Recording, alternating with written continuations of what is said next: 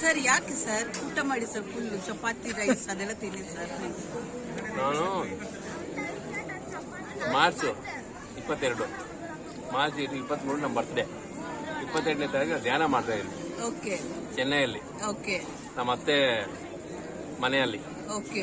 ಧ್ಯಾನ ಮಾಡೋ ಟೈಮಲ್ಲಿ ತುಂಬಾ ಸ್ಟ್ರಾಂಗ್ ಆಗಿ ಇಂಟ್ಯೂಷನ್ ಬಂತು. ಓಕೆ.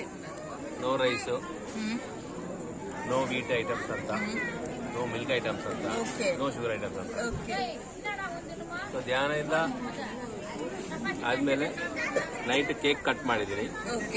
ಕೇಕ್ ಅಲ್ಲಿಂದ ಸ್ಟಾರ್ಟ್ ಆಯ್ತು. ಕೇಕ್ ತಿಂದಿಲ್ಲ.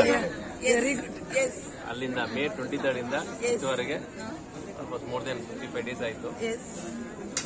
ಅದು ಒಂದು ಚಾಲೆಂಜ್. 1 year 1 ವರ್ಷ ಮಾಡೋಣ ಅಂತ ಇಂಟ್ಯೂಷನ್ ಪ್ರಕಾರ ಡಿಸಿಷನ್ ತಗೊಂಡು. Very nice sir. Then without eating all those things how will get the energy sir? ತುಂಬಾ ಐಟಮ್ಸ್ ಇದೆಯಾ ಅಂತ ಗೊತ್ತಾಗಿತ್ತು. ಓಕೆ. ಅದು ಚಾಲೆಂಜ್ ತಗೊಂಡೆ. ಓಕೆ. ಡ್ರೈ ಫ್ರೂಟ್ಸ್ ಇದೆ, ಫ್ರೂಟ್ಸ್ ಎಷ್ಟೋ ಫ್ರೂಟ್ಸ್ ಇದೆ. ಓಕೆ. ವೆಜಿಟೇಬಲ್ಸ್ ಪಲ್ಯ ಇದೆ, ಗ್ರೀನ್ಸ್ ಇದೆ. ಸೊ ಆ ಚಾಲೆಂಜ್ ತಗೊಂಡ ಮೇಲೆ ನಾನು ಎಷ್ಟೋ ವರ್ಷದಿಂದ ನಾನು ಸ್ವಲ್ಪ ಫ್ರೂಟ್ಸ್ ತಿಂತಾ ಇಲ್ಲ. ಸ್ವಲ್ಪ ಫ್ರೂಟ್ಸ್, ಆ ಫ್ರೂಟ್ಸ್ ಎಲ್ಲ ಇವಾಗ ತಿಂತಾ ಇದ್ದೀನಿ. Then you know the importance of that fruits also. So ತಿಂದ್ಮೇಲೇನು ನಮ್ಮ ಮೈಂಡ್ ಅಲ್ಲಿ, ನಮ್ಮ ಎಮೋಷನ್ಸ್ ಅಲ್ಲಿ, ನಮ್ಮ ಬಾಡಿ ಒಂದು ಲೈಟ್ ಆಗಿ ಫೀಲ್ ಆಗ್ತಾ ಇದ್ದೀನಿ.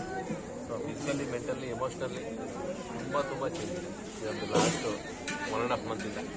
Very nice. ಪತ್ರಿಜಿ ಅವರು 1 ವರ್ಷ ಮೌನ, 1 ವರ್ಷ ಓನ್ಲಿ ಸೂಪ್ಸು, 1 ವರ್ಷ ಓನ್ಲಿ ನಟ್ಸು.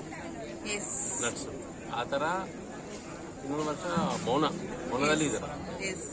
ಸೊ ಯಾವಾಗಲೂ ಸರ್ ಹೇಳ್ತಾ ಇದ್ರು, ಈ ಥರ ನಾವು ನಮಗೆ ಈ ಥರ ವ್ರತ ತೊಗೊಂಡಿದ್ರೆ, ಒಂದು ಚಾಲೆಂಜ್ ತೊಗೊಂಡಿದ್ರೆ ನಮ್ಮ ವಿಲ್ ಪವರ್ ಇನ್ಕ್ರೀಸ್ ಆಗುತ್ತೆ.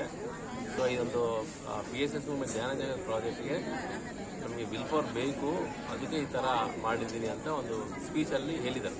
Very nice. ಸೊ ಇವಾಗ ನಾವು ತುಂಬ ಸ್ಪಿರಿಚುವಲ್ ವರ್ಕ್ ತುಂಬ ಇದೆ. ಅದಕ್ಕೆ ನಮಗೆ ವಿಲ್ ಪವರ್ ಬೇಕಂದ್ರೆ ಈ ಥರ ಮಧ್ಯದಲ್ಲಿ ನಮಗೆ ನಾವು ಚಾಲೆಂಜ್ ತಗೋಬೇಕು. That is the importance madam ನಮ್ಮ ವ್ರತ ಬಗ್ಗೆ.